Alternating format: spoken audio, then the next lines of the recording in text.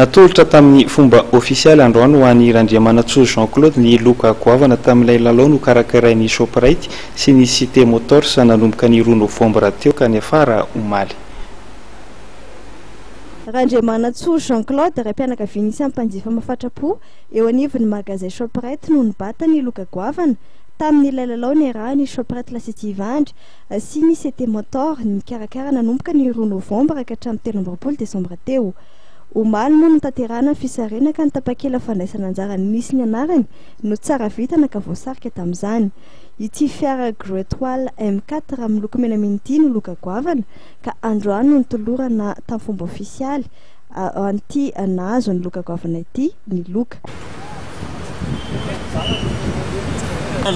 Faly tena faly tokoa nahazo an'ity fiara vaovao tsara tarehy be ity. Tsy nampozona le vokatry le lalao fa isorana mpikarakara Shoprite Lasity dia ny City Motors.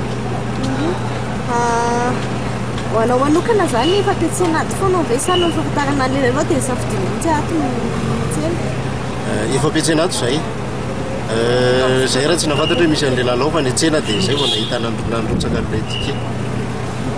Inona no mety hoe fanetanana? Fanetanana manentana antsika malagasy rehetra hamonjy ny magazay Shoprite Lasity.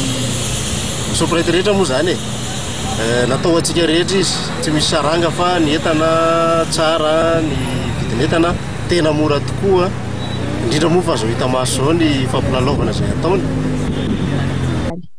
Tsahivina moa fa ireo mpanjifa rehetra nanao fandaniana mihoatra ny 5,000 ariary teto anivon'ny magazay Shoprite Lasity Ivandry no nahazo nitapakela fandraisana anjara tamin'ny lalao.